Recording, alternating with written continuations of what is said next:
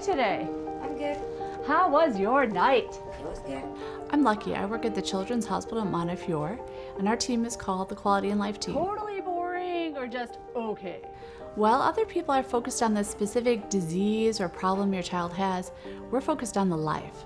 We're focused on making sure that your child thrives, that we know who they are, what makes them unique. Anything that's painful, right? Nothing that's scary planned for today?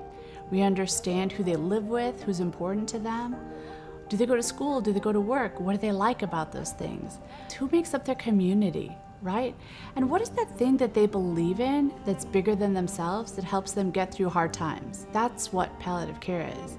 It's being a buddy, being a pal, when everyone else wants to kind of lean back because we don't know what to say, we lean forward. Which is exactly what Friends of Karen has been doing for over 43 years. So it was so incredibly validating and refreshing to know that there was this physician that got it. The first time that I met Dr. Norris was at Montefiore Hospital, and she had been doing a palliative care conference.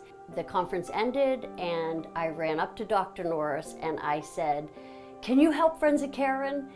That was amazing." And she looked at me and said, "I know exactly who you are, and I know everything that you do." Because that's what palliative care does. Friends of Karen provides primary palliative care to families in their home. I was blown away. First of all, the first thing that she asked me to do right after I met her that day was to call her Sarah, which right away just kind of evens the playing field, like we're partners. We're doing this together. I think the part that they do with such skill, grace, and expertise is provide social work services in the home and in the community, through your community. And she went on and on about the care that we give, and she had actually met some of our staff when she had been doing some of her home visits. Our hospital does not have enough social workers. They don't have the opportunity to know families. But if you connect a family to Friends of Karen, they will be known. They will be uniquely known and cared for. They will be one of a kind. I love that. I was so surprised to know that Dr. Norris existed out there in the world, because I had not known her before this, and she believed in exactly what Friends of Karen stands for and our mission fully. This is actually a homegrown, local gem. I think it's wonderful that it morphed from a campaign for one neighbor, one child, to children across the tri-state area.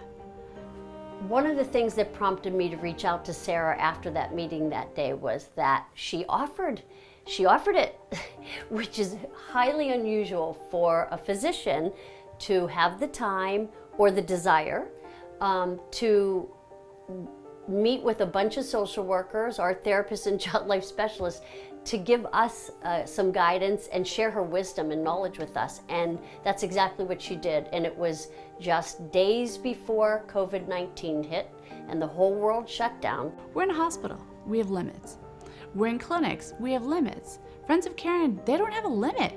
They can see that child in their house, they can come and see them in a clinic, and they can come to our hospital and see them. They can be a presence that truly goes across all the areas of care that a child receives. And being able to partner with Dr. Norris in a way that we're able to then take care of all aspects of what the family needs, both physically and psychosocially, has been able to make what we do possible. I have things that come up in the hospital that I can't offer. I learn problems that the family has that I can't solve. I can't get a hold of a parent because they can no longer pay their cell phone bill. Well, you ask, shouldn't that be a family responsibility? And I'm going to ask you back. Have you lived in New York for a day? Do you know how much it is to park the car? Have you tried to eat food that's not heart healthy at the hospital? You want to go out for Coca-Cola, a piece of pizza. No, you want to do that every day, 3 times a day, while your child's in the hospital for 5 days, 7 days, 14 days, 30 days, 90 days, 120 days.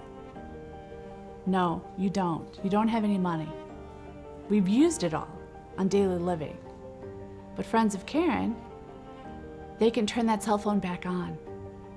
They can pay the rent that you were too fearful to tell us you couldn't pay anymore. They can turn the lights back on in your house. Who else could do that? She's just an incredible human being that cares about the whole person, the whole family. And you get to be at home again, and you don't have to be here nearly as much, do you? I like the sound of that.